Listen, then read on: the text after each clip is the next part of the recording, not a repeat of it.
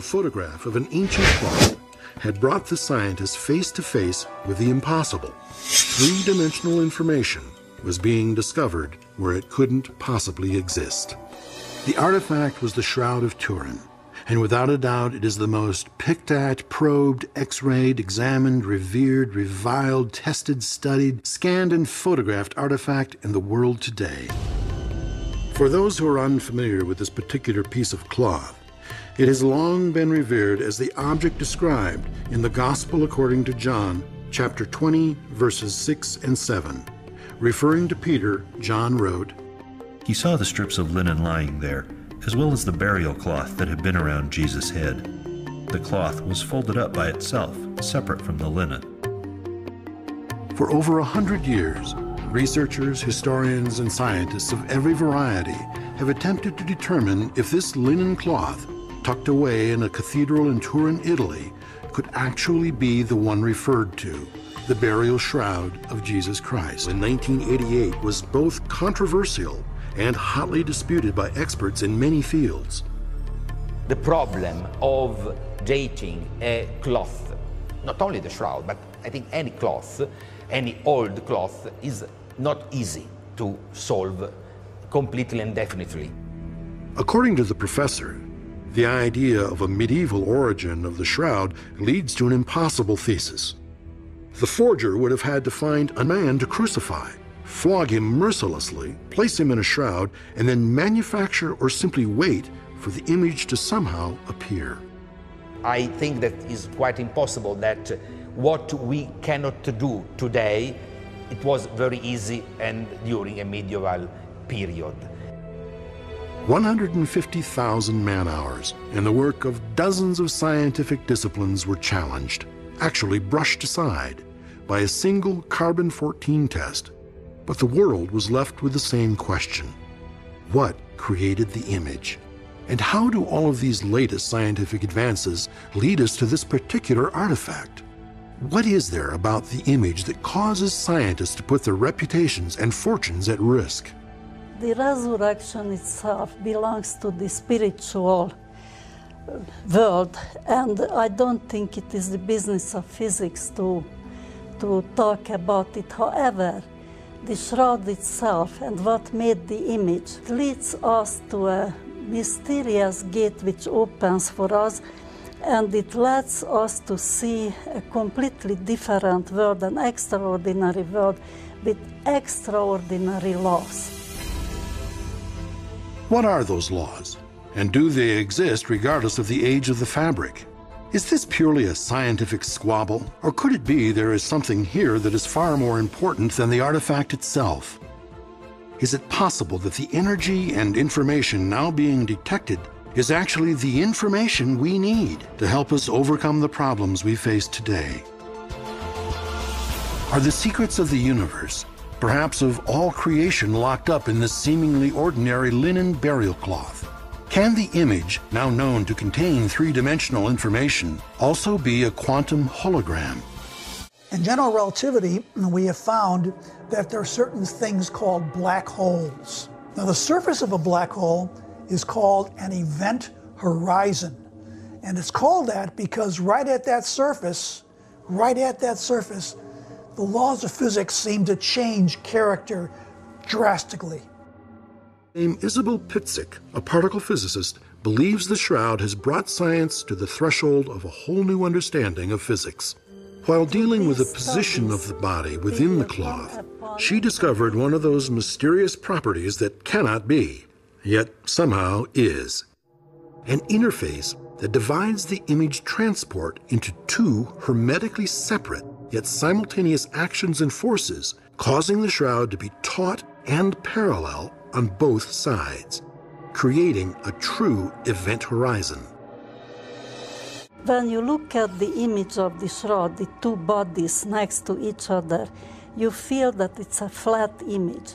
But if you create, for instance, a three-dimensional object, as I did, the real body, then you realize that there is a strange dividing element, an interface, from which the image is projected up and the image is projected down. The muscles of the body are absolutely not crushed against the stone of the tomb. They are perfect. It means that the body is hovering between the two sides of the shroud. What does that mean? That there is absolutely no gravity. Other strange things you discover that the image is absolutely undistorted.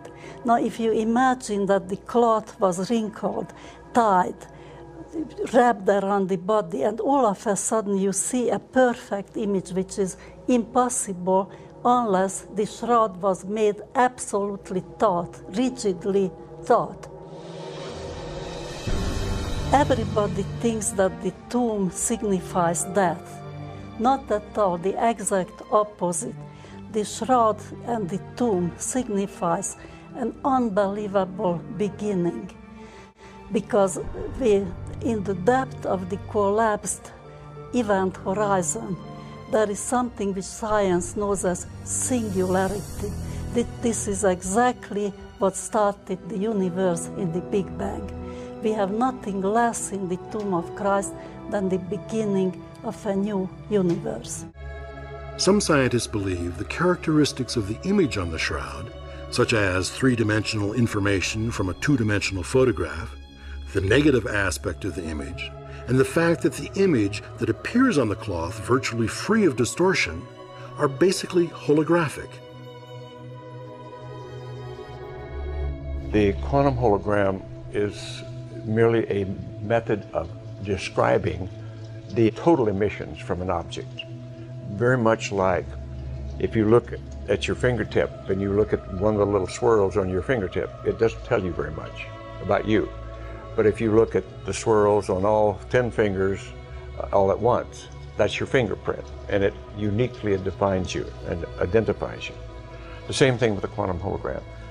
The emissions from a physical object, when studied as a whole, uniquely identify events in the history of that object. Could it be that events in the history of the Shroud of Turin are still there for us to discover, decipher, and understand? If the essence of physical law is informational, then perhaps the image on the shroud has given us not only a record of the resurrection, but a description of creation as well. Could it be that instead of science proving the shroud is authentic, the image on the shroud is proving the accuracy of the science? In the quest for scientific authenticity, has the miraculous meaning of the shroud been rediscovered? What would it mean to the world if scientific research and the faith of generations could join hands in perfect harmony? Fragments of Jesus' death certificate. Il contenuto di queste scritte. The contents of these words refer to the death of a person who's called Yesois Narsarenos, the name that we find lying in the four Gospels.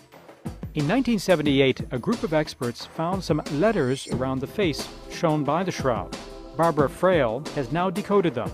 The partial words are in 3 languages: Greek, Latin, and Aramaic. To understand what they mean, Barbara Frail has studied the Roman law of Palestine going back to the year 30 AD. Un condannato a morte non poteva. The body of a man sentenced to death could only be returned to the family after a year had gone by in a common grave, handled by a court in Jerusalem. After that 1 year, the body then could be returned to the family and go to the family tomb.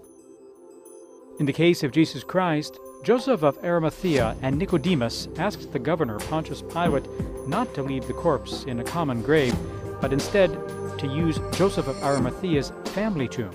Fu comunque necessario etichettare. They still needed to tag the body because other members of Joseph Arimathea's family could be buried there. The deceased could not stay there long. After the 12 months, it had to be returned to relatives.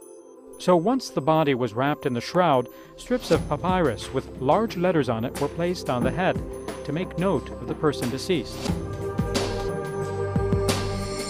c'era il nome del defunto, la data del... The name of the deceased, the date, and the motive behind the death sentence was written on it, along with the date of when the body could be returned to the respective family. That data coincides with what's in the Gospels. According to the expert, these strips of papyrus were glued to the shroud for centuries, and after various chemical reactions, some traces of ink were absorbed into the linen. L'inchiostro con cui The ink to write the words include some kind of metal, and there has been a chemical reaction with the cellulose of the linen and with the image on the shroud. Barbara Frail wanted to prove her hypothesis and turned to a group of paleographers. Without telling them where the letters originated, they confirmed the letters were written in the 1st century at the time of Jesus.